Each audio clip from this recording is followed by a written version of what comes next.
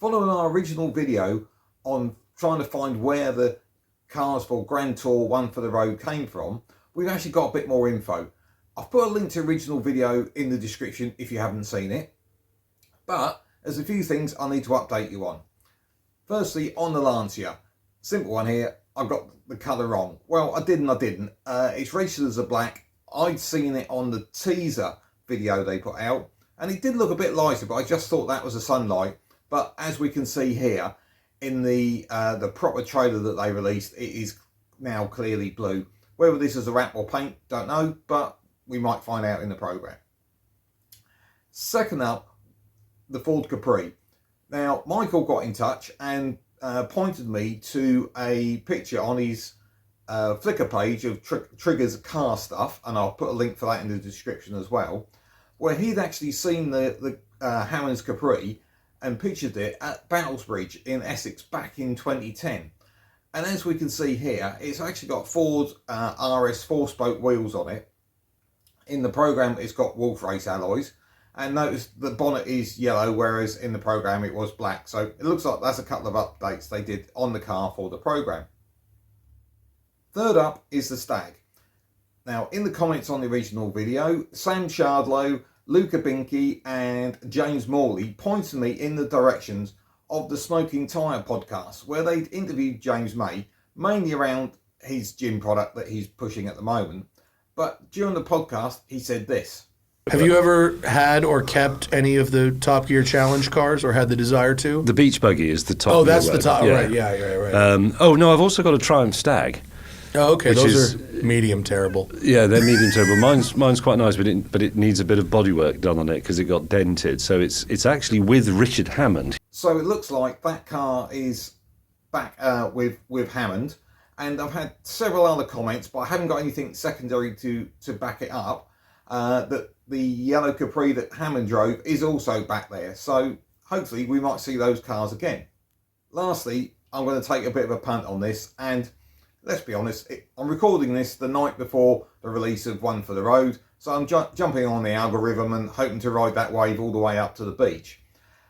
They always have a backup car in these programmes, and I've seen on the Red Care Logistics, who, if you remember, they actually were moving around James May's Triumph Stag. On their page, they also had a picture of a Rover SD1. Now, a Rover SD1 has been mentioned as the backup car. There's images of it at a distance in the full trailer. Now, taking a punt, this is the correct one.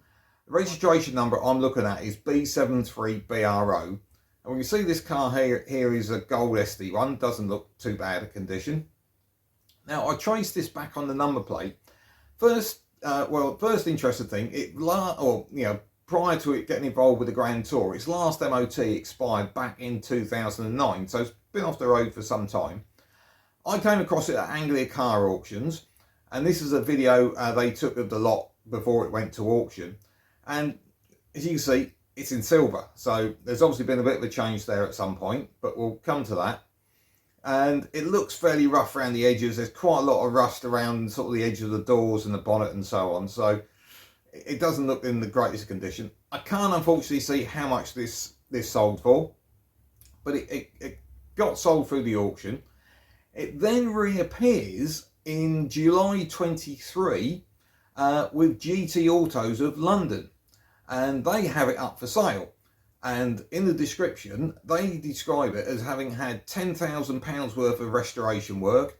It's had a full repaint and sort of basically a full recommission. I had a look at the MOT history.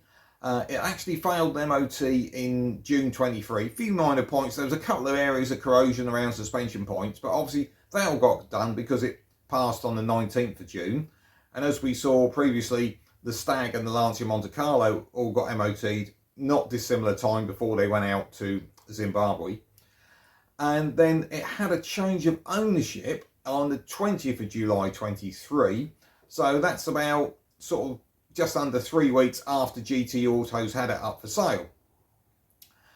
Then the picture appeared with Red Care Logistics, but it was gold. So I don't know if it's had a wrap or a respray, but it then had a change of ownership after Grand Tour, but not in the November like the other cars did. This one had a change of ownership in February 24, so not that long ago relative, but this looks like it's not been retained by the Grand Tour lot, and it hasn't had an MOT since. It's not quite MOT exempt either, so it would be due one.